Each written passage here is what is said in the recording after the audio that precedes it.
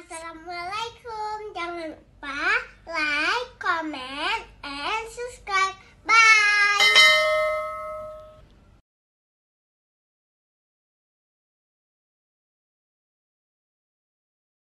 Supaya diketahui, biasa memang ada kita suku ini kita sampaikan suku yang mana. Jadi mudah-mudahan ini informasi yang sampai kepada kami. Kalau ada yang lain belum menyampaikan hari Jumat di mana atau Sabtu berkah. Ada Sabtu berkah? Jumat berkah ke depan di mana? Masjid Al Hidayah berada, ya. Jumat berkah Masjid Al Hidayah berada. Kalau Sabtu IPS ada informasinya? Tidak ada, ya. Baik Bapak Ibu sekalian yang dimuliakan Allah, kesempatan selanjutnya kita sampaikan dan kita persilakan kepada Ustaz Hanan Antaki untuk memberikan tazkirah kepada kita bersama. Dan saya lihat di sini anak muda dan orang tua 50-50, ya.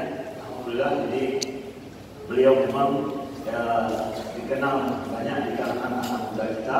Kita harapkan ke depan insya-Allah taala masjid-masjid kita makmur dengan kaum muda dan anak muda segala lapisan, dan ini menunjukkan masjid yang penuh dengan anak muda, masa depan Islam di daerah tersebut insya-Allah aman untuk sampai 50 tahun yang akan datang.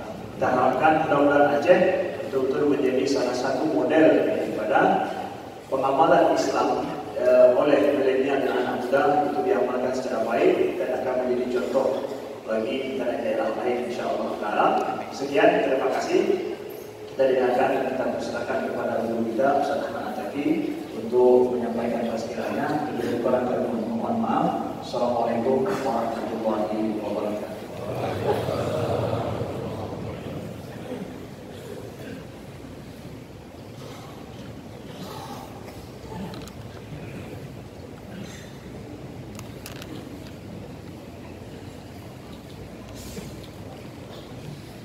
Bismillahirrahmanirrahim.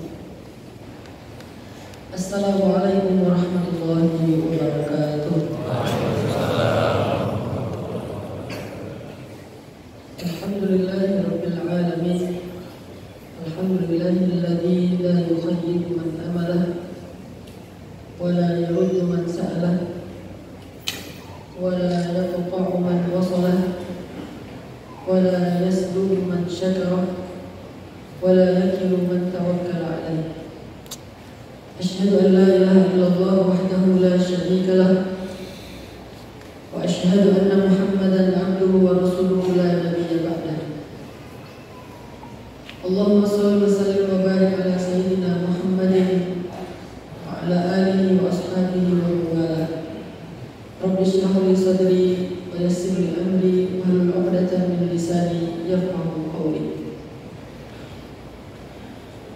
Allah Subhanahu wa taala berfirman di dalam surat Al-Kahfi ayat ke-18. A'udzu billahi minasy syaithanir rajim. Bismillahirrahmanirrahim. Wa tahsabuhum ayqadhan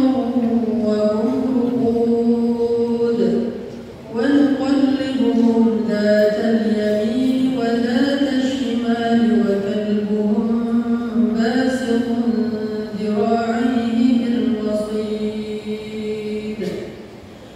لو اطلعت عليهم لوليت منهم فرارا ولملئت منهم رعبا. Allah juga berfirman di dalam ayat ke-22, سيقولون ثلاثة رابعهم كلبهم ويقولون خمسة سادسهم كلبهم رجما بالغيب ويقولون سبعة وثامنهم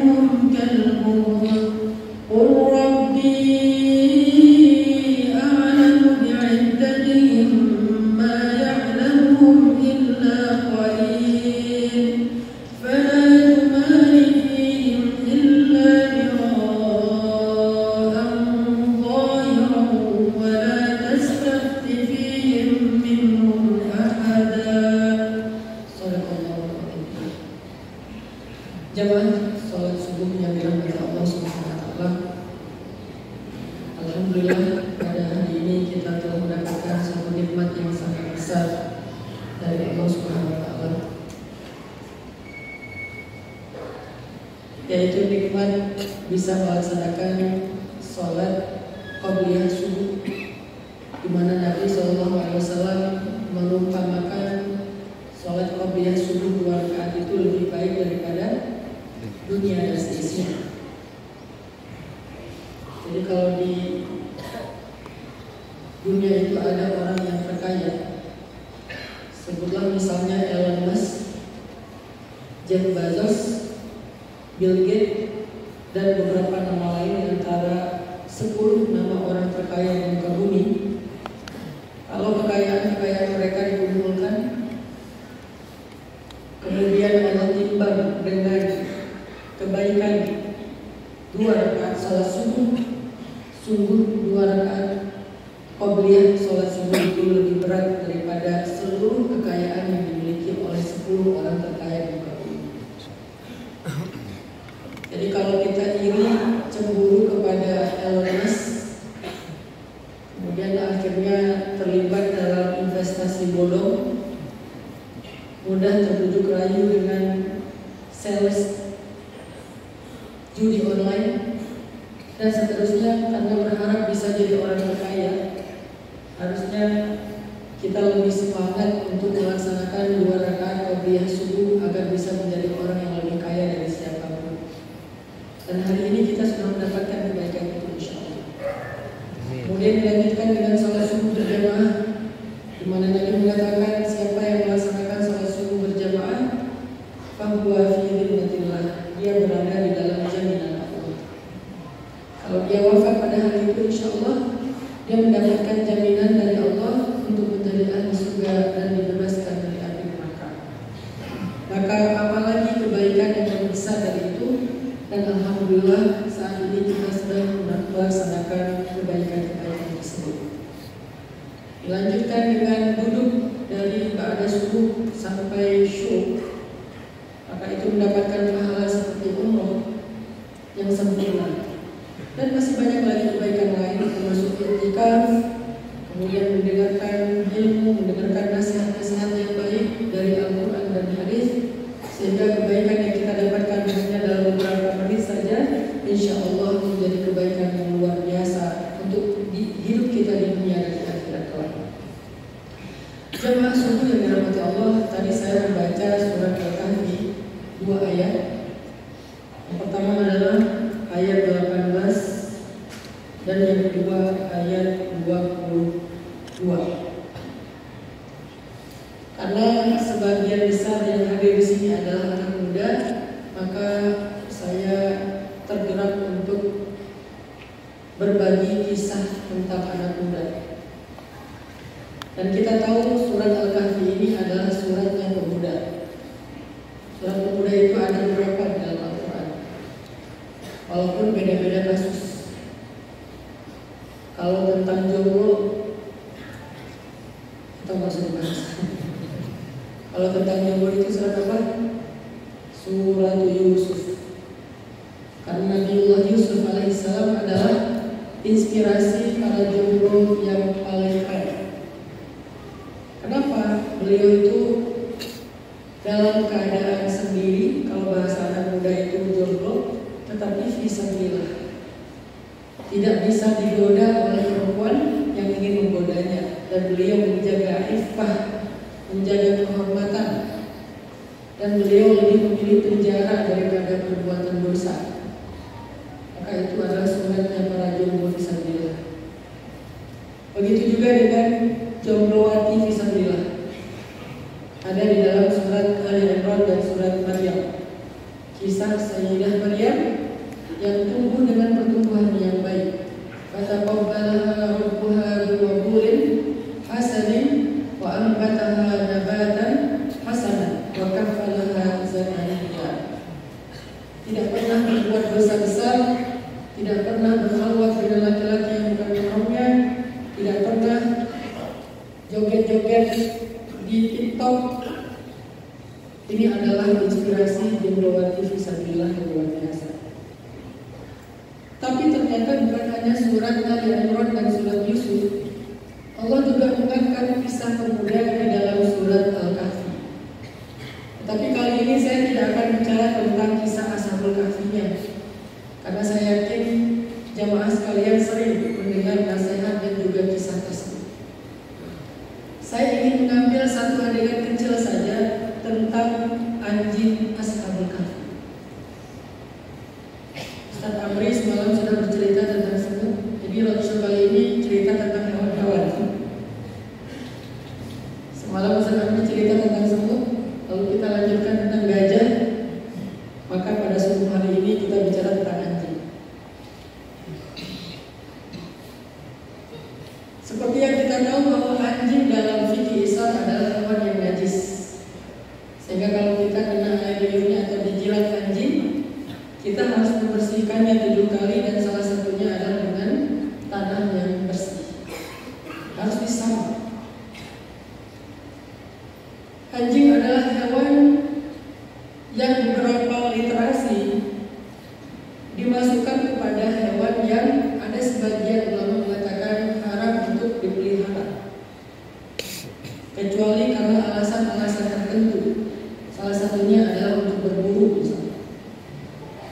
Sehingga ada ulama yang mengatakan jika seseorang memelihara anjing di dalam rumahnya, malaikat tidak akan masuk ke dalam rumah tersebut.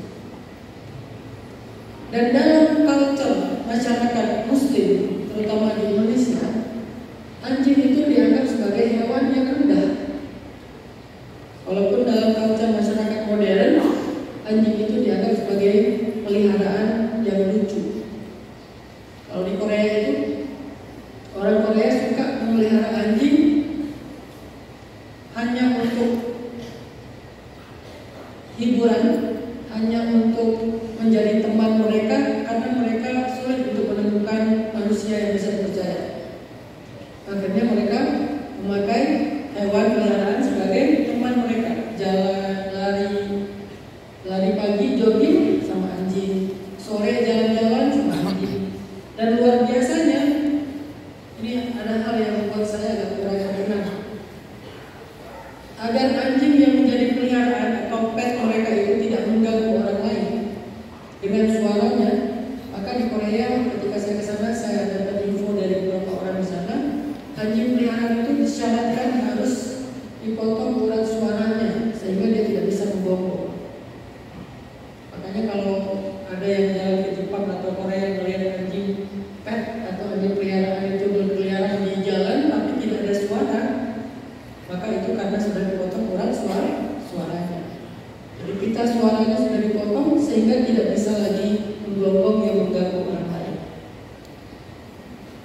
Artinya dalam literatur Islam dan dalam culture Muslim, anjing itu adalah hewan yang sebetulnya bukan sesuatu yang sangat istimewa seperti onta, seperti kuda yang bahkan ada nama surat tentangnya, seperti laba-laba, seperti semut, seperti lebah, seperti burung hut-hut dan seterusnya. Tidak seperti hewan-hewan tersebut. Dan kita menggunakan kata anjing sebagai kalimat celaan. Gak usah ditambahkan. Rata-rata menggunakan kata anjing sebagai celaan. Sehingga kita gak suka, pasti marah kalau kita dipanggil dengan nama anjing. Walaupun demikian, memang ada hadis di mana Rasulullah SAW dengan hadis perumpamaan dan kisah itu mengajarkan kita untuk tidak berlaku zalim kepada anjing, yaitu salah satunya hadis tentang perempuan yang ahli zina yang melihat anjing kehausan di pinggir sumur tetapi tidak bisa mengambil air, maka dia turun menciduk air dengan sepatunya, lalu naik ke atas dan memberikan kepada anjing tersebut, lalu Nabi mengatakan dia termasuk di antara ahli surga. Terlepas dari hadis itu, tetapi status anjing dalam literasi dan culture Muslim adalah hewan yang sebetulnya tidak istimewa, bahkan Namun uniknya, anjing ini Allah Subhanahu wa Ta'ala sebutkan di dalam ayat suci, di dalam Al-Quran yang mulia. Bahkan bukan hanya sekali, berkali-kali. Allah menyebutkan di dalam ayat 18 ketika Allah menceritakan tentang kondisi Ashabul Kahfi di dalam gua itu. Wa nuqallibuhum dzatal yamin wa dzatal shimal. Mereka berbolak-balik dari sebelah kanan dan sebelah kiri. Kemudian Allah mengatakan wa kalbuhum basitun dhira'aihi bil wasit. Wa kalbuhum, Allah menceritakan kondisi anjingnya seperti itu. Walaupun hewan ini rendah, tidak menarik, bukan sesuatu yang istimewa, tetapi Allah sebutkan di dalam ayatnya yang penting. Seolah-olah ada kalimat yang gak penting di dalam ayat yang penting. Seolah-olah kayak gitu. Kenapa Allah harus menyebutkan si dia? Wa kalbuhum basitun dhira'aihi bil wasit. Apa yang disebut? Kenapa nggak fokus saja dengan cerita Ashabul Kahfi? Lalu ketika Allah ingin menyampaikan tentang jumlah Ashabul Kahfi yang diperdebatkan oleh manusia, saya quluna salasatun, ada orang yang mengatakan jumlah mereka itu 3. Kata Allah, rabi'uhum kalbuhum, yang keempat anjingnya. Wa yaquluna khamsatun, ada yang mengatakan jumlah mereka adalah 5. Sadisuhum kalbuhum rajman bil ghaib, yang keenamnya adalah anjingnya. Wa yaquluna sab'atun, ada yang mengatakan jumlah mereka 7. Wa thabinuhum kalbuhum, dan yang kedelapannya adalah anjingnya. Anjingnya. Seolah-olah Allah nggak pengen kita ngelupain si anjing ini. Jadi kalau di antara kita ada yang ngobrol, berapa sih jumlah Ashabul Kahfi? Kayaknya 3 deh. Jangan lupa yang keempat anjingnya, kata Allah. Terus ada lagi yang berdebat. Kayaknya menurut saya, setelah saya baca-baca cari-cari informasi, kayaknya jumlah mereka itu 5. Kata Allah, jangan lupa yang keenamnya anjingnya. Terus kelompok lain bilang lagi, kayaknya jumlah mereka 7 deh. Saya hafal kok nama-namanya. Jangan lupa yang ke-8 anjingnya, kata Allah. Seolah-olah Allah tuh nggak pengen kita ngelupain kisah tentang si anjing. Kok penting banget si anjing ini, padahal dia hewan yang sangat rendah dan biasa aja. Apa yang menjadikan dia begitu istimewa sampai dimention di dalam Al-Quran? Kita dimention artis saja di story 7 hari 7 malam, screenshot story lagi, tunjukin ke teman semuanya, jadikan status FYP. Karena kita ngerasa dimuliakan, merasa menjadi orang yang istimewa ketika di-mention sama seorang selebgram, influencer, artis, pejabat, dan seterusnya, ulama. Tapi ini anjing di-mention oleh Rabbul Alamin, oleh pencipta alam semesta, Allah Subhanahu wa Ta'ala, bukan di dalam hadis qudsi, tetapi di dalam ayat-ayat Allah yang mulia. Harusnya kalau misalnya pun mau diangkat kisah anjing ini, biar Nabi aja yang menceritakan dalam kisah hadis. Kan kisah Ashabul Kahfi tidak tuntas dalam Al-Quran, dikembangkan lagi di dalam hadis. Karena Al-Quran kan bukan buku cerita, tetapi buku petunjuk, kitab petunjuk, ayat petunjuk, di mana kisah hanya diambil sebagai sampel untuk memberi petunjuk kepada kita. Tapi dia bukan buku cerita, sehingga tidak perlu lengkap. Maka dikembangkan lagi kisah Al-Quran biasanya oleh hadis. Kisah Nabi Musa dengan Nabi Khadir atau Nabi Khidir dikembangkan lagi oleh hadis. Harusnya karena nggak penting-penting banget si anjing ini, udah dikembangkan aja sama hadis. Atau dikembangkan lagi, nggak usah oleh hadis, oleh Israiliyat, kisah-kisah dongeng orang Yahudi. Tapi Allah nggak menceritakan anjing ini tidak di Israiliyat, tidak di dalam hadis Nabi, tidak di dalam hadis qudsi, langsung di dalam ayat Allah yang mulia dan diletakkan di dalam surat yang mulia, surat Al-Baqarah.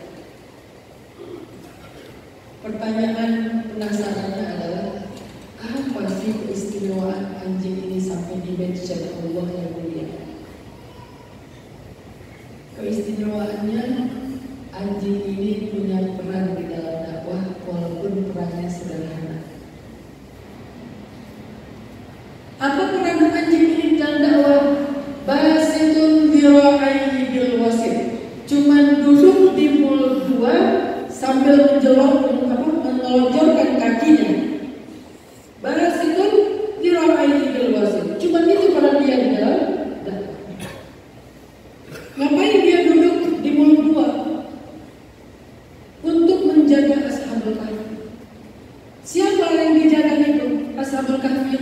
penghuni gua itu? Apakah ulama? Kalau seandainya Ashabul Kahfi penghuni gua itu ulama, keren. Perannya nanti menjaga ulama, ya. Ada ulama di dalam nih. Saya kawal, saya jaga di depan. Keren kan? Ternyata bukan ulama. Apakah itu adalah nabi yang sedang di dalam gua? Kalau itu seorang nabi, maka lebih keren lagi anjing. Karena dia berjasa menjaga seorang nabi yang sedang berada di dalam gua, menjadi pengawal nabi. Ternyata juga bukan. Apakah Ashabul Kahfi penghuni gua itu adalah sekelompok orang soleh yang ahli ibadah? Ternyata juga bukan. Yang mereka sedang melakukan zikir atau beribadah, ternyata juga bukan. Apakah yang di dalam gua itu perempuan yang memang layak untuk dilindungi dan dijaga? Ternyata juga bukan. Apakah di dalam gua itu adalah orang tua yang memang perlu perlindungan dan pengawalan? Ternyata juga bukan. Yang di dalam gua itu sekelompok anak muda yang sebetulnya nggak penting-penting banget dijaga, karena mereka mampu menjaga diri mereka sendiri. Bukan orang yang lemah, bukan perempuan yang harus dilindungi, bukan orang soleh yang sedang beribadah, bukan ulama yang sedang mengajarkan ilmu, bukan para nabi, anak muda, dan bukan sendiri lagi. Kalau anak mudanya sendiri ya kemudian kayaknya harus saya jaga. Sekelompok, segeng, segrup. Ngapain di dalam gua? Lagi taklim? Bukan. Lagi zikir? Bukan. Lagi tidur. Coba teman-teman imajinasikan reality of mind. Betapa nggak pentingnya kerjaan si anjing sebetulnya. Betapa nggak pentingnya peran si anjing. Duduk santai di depan mulut gua menjaga sekelompok anak muda yang lagi tidur. Kalau mau keren dikit, dia berdiri di mulut gua, bukan duduk santai, berdiri di mulut gua, yang dijaga seorang nabi yang sedang berdakwah, atau seorang ahli ibadah yang sedang berzikir, atau seorang ulama yang sedang mengajarkan ilmu di dalam gua. Itu keren. Tapi udahlah duduknya santai di mulut gua, yang dijaga anak muda, bukan satu orang tapi rame-rame dan lagi tidur. Di sini seolah-olah Allah pengen bilang peran dia itu gak terlalu besar, peran dia itu gak terlalu berpengaruh, peran dia itu gak ngefek sebetulnya. Tetapi itu pun dihargai sama Allah dengan penghargaan yang sangat tinggi, sampai dimention berkali-kali. Bukan hanya barasidun dira'ain luas, tapi rabi'un kalbuhum, salisun kalbuhum, daminun kalbuhum. Ada anjingnya yang keempat, anjingnya yang keenam, anjingnya yang kedelapan. Terus dimention sama Allah biar kita gak pernah lupa. Asal kita bercerita tentang Ashabul Kahfi, jangan lupa ada anjingnya. Sebegitu tingginya penghargaan Allah hanya karena peran kecil di dalam dakwah. Sekarang kita ambil hidroh. Kira-kira secara derajat lebih tinggi mana kita dengan seekor anjing? Udah jelas jawabannya. Manusia pasti lebih tinggi daripada hewan.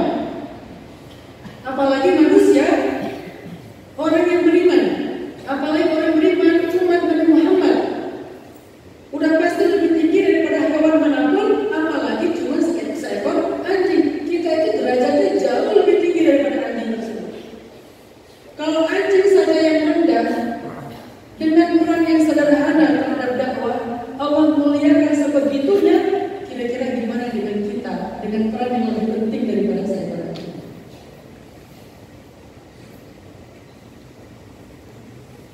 Mungkin peran kita dalam dakwah itu adalah sebagai ustadz mengajarkan ilmu.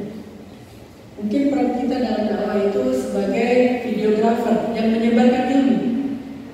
Mungkin peran kita di dalam dakwah itu editor yang menjadikan ilmu itu menarik untuk didengar oleh orang lain.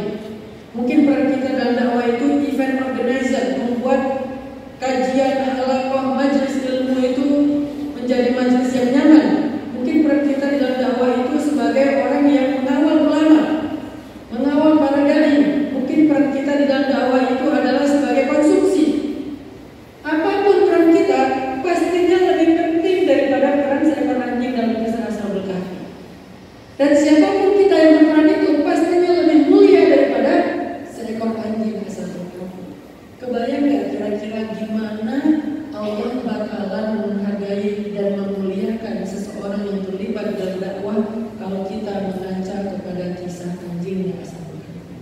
Itulah pentingnya peran dakwah. Jangan main-main peran dakwah. Dakwah itu ibadah atau kebaikan yang sangat besar. Gak usah dakwah yang mengajarkan ilmu. Dakwah sosial aja ya. Kita terlibat dalam sebuah kebaikan di tengah-tengah masyarakat aja, itu pahalanya luar biasa di sisi Allah. Salah satunya misalnya Nabi pernah menanyakan kepada para sahabat, "Ala ukhbirukum bi afdali min darajatis siyam was salati was shadaqah?" Mau gak kalian aku kasih tahu satu amalan yang lebih tinggi derajatnya daripada puasa, daripada sholat, daripada sedekah? Yang kita tahu selama ini 3 ibadah tadi itu adalah rukun Islam. Puasa, sholat, sedekah. Sedekah yang dimaksud di sini dimaksud zakat. Yang kita tahu selama ini sholat itu tiang agama, amalan pertama yang bakal dihisab. Yang kita tahu selama ini puasa itu punya pintu surga sendiri. Ketika amalan-amalan itu digabung masuk ke dalam surga dengan pintu tertentu, kalau puasa dia punya pintu sendiri, privilege tersendiri. Dan Allah memberikan rahasia tentang bagaimana cara Allah akan memberikan balasan kepada orang yang berpuasa. Luar biasa puasa. Apalagi sedekah. Dan kita tahu pahala dari sedekah itu minimal 700 kali lipat, maksimal bila yang hisab tanpa batas. Tapi tiba-tiba Nabi mengatakan, "Ala ukhbirukum bi afdali min darajatis siyami was salati was shadaqah." Mau nggak aku kasih tahu ada amalan yang lebih tinggi derajatnya daripada puasa yang keren dari sholat yang luar biasa dan sedekah yang sangat besar pahalanya? Ada yang lebih tinggi? Para sahabat tentunya menjawab, "Bala ya Rasulullah." Tentu ya Rasulullah. Apa itu ya Rasulullah? Kata Nabi, "Shalahu dzatil bain." Mendamaikan di antara dua orang yang bertengkar. Ini bagian dari dakwah Islah. Ketika saya membuat dakwah tren hijrah di Bandung 2015, karena sebelum 2015 belum ada tren hijrah. Saya bukan seorang tengku, bukan seorang ulama seperti Ustaz Amri, Ustaz Abu Hudzaifah, Ustaz Ivan, mereka orang-orang yang berilmu tinggi. Sehingga karena saya merasa ilmu saya terbatas, saya nggak bisa bikin pesantren. Apa yang mau saya ajarin? Orang yang nggak punya apa-apa nggak bisa memberi apa, nggak bisa memberi apa. Karena saya nggak bisa bikin pesantren, akhirnya saya bikin dakwah menyebarkan pesan lewat tren. Jadi pakai spasi, pesan tren. Pesan itu dalam bahasa Arab adalah risalah, tren itu adalah. Akhirnya kita berdakwah dengan membuat tren. Pesannya apa? Hijrah. Kita jadikan hijrah sebagai tren. Ketika saya awal membuat tren hijrah di Bandung, salah satu misi saya adalah mendamaikan 4 geng motor. Di Bandung itu terkenal dengan geng motor. Satu geng motor anggotanya kurang lebih sekitar 50.000 orang. Jadi sekitar 200.000 anak muda yang join dalam komunitas geng motor. Geng motor ini by the way beda dengan klub motor. Ada klub, ada geng. Kalau klub motor itu yang biasanya jalan mana misalnya mereka touring, itu klub motor. Hobinya misalnya NMAX touring, hobinya Harley, touring Harley. Kalau geng dia bukan klub motor. Dia itu ngumpul bukan karena mau touring motor, tapi pengen tarung di jalan. Latihan apa? Tes masuknya aja mereka harus pergi ke satu kawasan namanya Palembang. Kalau di Bandung itu, kalau di sini mungkin daerah Jantung yang agak tinggi. Terus turun ke Bandung, malam hari tidak boleh pakai lampu dan remnya diputus. Siapa yang bilang sampai mana? Gak ada kan ke dalam. Itu ujian awal. Sampai ada ujian harus bisa mencelakai aparat, mencelakai orang di jalan dan seterusnya, orang antar geng motor, begal, bacok dan seterusnya. Luar biasa kriminalitas yang terjadi waktu itu. Saya punya misi bagaimana mendamaikan di antara geng motor ini biar nggak berantem terus. Kalau udah berantem, wah itu ngeri. Tawurannya tuh mengerikan, lebih daripada tawuran pelajar.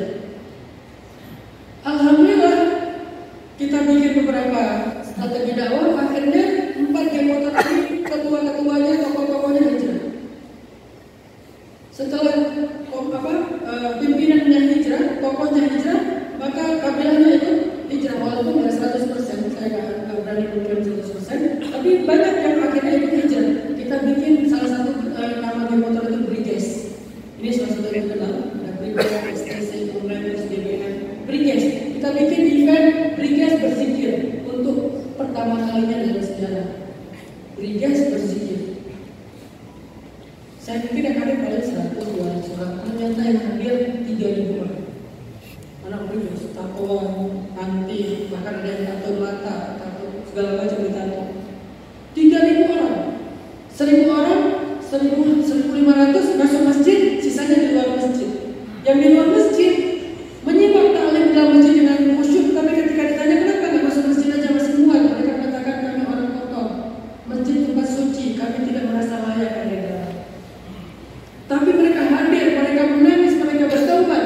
Bahkan kejadiannya sekitar sebulan setelah event tersebut, Briges berzikir, ada satu anggota Briges yang kemudian ternyata dia lagi buron, kedapatan, lari, ditembak, meninggal di tempat.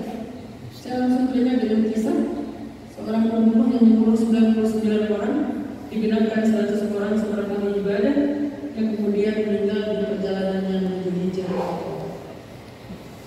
Ini islah datil bain. Akhirnya 2018 kalau nggak salah kita bikin ngabuburit pas Ramadan. Saya undang teman-teman dari lintas komunitas termasuk geng motor naik panggung deklarasi damai, muahadah, muakhad.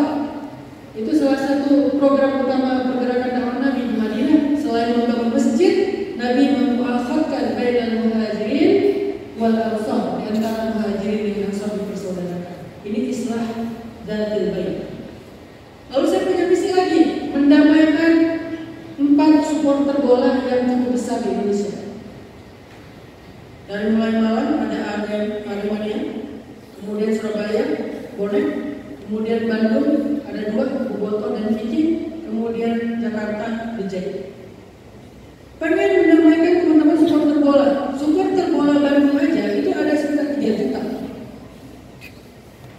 Baratnya seluruh penduduk Aceh itu supporter bola. 3 juta supporter bola. Adegan-adegan mengerikan terjadi di luar lapangan itu kita sama-sama tahu. Sering banget kita yang dipukul rame-rame pakai batu bata, pakai batu besar, pakai balok sampai meninggal di depan stadion dan seterusnya. Kita pengen damaikan mereka. Baru dekat dengan teman-teman dari Boboto Viking, panglimanya hijrah, panglima yang biasa sebelum tanding itu buka baju terus pakai drum untuk yel-yel bola gitu kan. Hijrah, setelah beliau hijrah, pandemi. Jadi belum sempat ke Jakarta, Dejai, belum sempat ke Malang dan Surabaya, pandemi pada dulu. Tapi Boboto Vikingnya udah banyak yang hijrah. Sampai akhirnya sebelum tanding, mereka bukan lagi sekedar yel-yel. Sebelum tanding baca Al-Fatihah di stadion dengan jumlah penonton yang sekian ratus ribu, baca Al-Fatihah dan sholawat kepada Nabi. Dan ini adalah sebuah basis sosial yang bisa mengubah regulasi. Yang tadinya versi kalau tanding itu adalah sebelum maghrib, sehingga pasti maghrib itu kelewat. Dengan adanya basis sosial yang sudah hijrah, mereka menuntut untuk dirubahnya jadwal tanding. Akhirnya berubahlah jadwal tanding setelah maghrib dan mereka melaksanakan sholat maghrib dulu sebelum nonton bola. Ini efek dakwah. Saya hanya ingin menyemangati bahwa ternyata dakwah itu luar biasa. Jadi dakwah itu bukan cuma taklim, bukan cuma majelis ilmu. Dakwah itu adalah program perubahan di tengah masyarakat. Salah satunya dengan islahu dzatil bain, mendamaikan di antara yang bertikai, muhajirin, ansar, aus dan khazraj, aslam dan rifat, dan banyak lagi yang bertikai bertahun-tahun didamaikan dengan dakwah. Karena itulah kenapa Allah menghargai dakwah lebih daripada ibadah-ibadah yang lain. Bahkan daripada sholat, daripada puasa, daripada sedekah di dalam hadis ini. Mudah-mudahan ini menjadi penyemangat buat kita. Jadi gimana cara kami biar bisa berdakwah, Ustaz? Kami kan bukan ulama, bukan penceramah. Karena dakwah bukan hanya ceramah. Saya itu jarang sekali ceramah. Ini karena Ustaz Amri yang minta, saya harus samina wa ta'ala. Jarang sekali saya ceramah. Saya bukan orator hebat seperti Ustaz Abu Somad. Saya menempatkan diri sebagai program berdakwah, bukan orang berdakwah. Jadi saya jarang banget menerima jadwal ceramah. Kalau ada yang bilang susah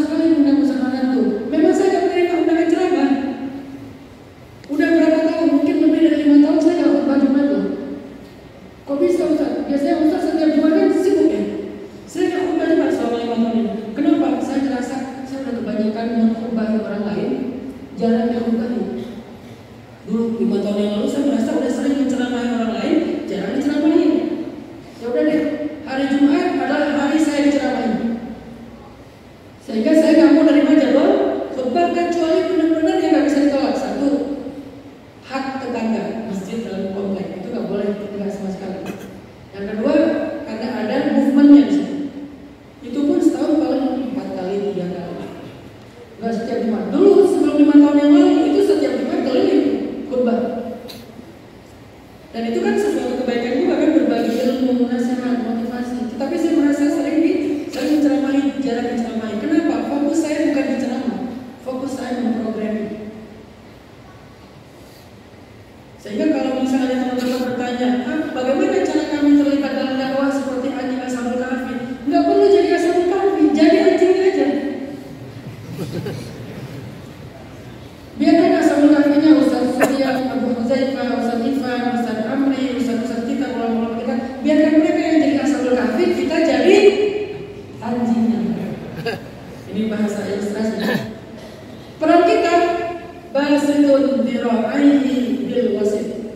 Walaupun gitu akan dikatakan rawi'um bil umum, sadisuhum kal umum rajulun bil ghaib, sabinuhum kal umum tetap dimention lah sama Allah. Walaupun kita cuma anjing ataupun alas kaki para ulama.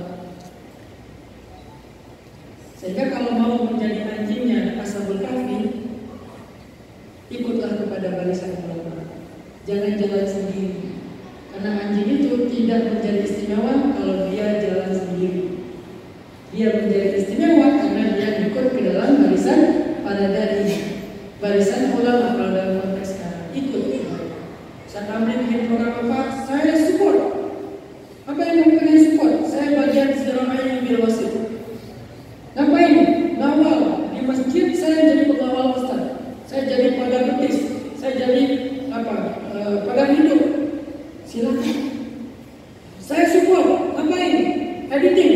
Saya support sebagai content creator. Saya support sebagai. Walaupun mungkin orang menganggap kita nggak penting, di sisi Allah kita tuh penting banget karena udah pasti kita lebih penting daripada anjingnya Ashabul. Itu saja motivasi kita semua hari ini. Barakallahu fikum. Billahi taufiq wal hidayah. Wassalamualaikum warahmatullahi wabarakatuh.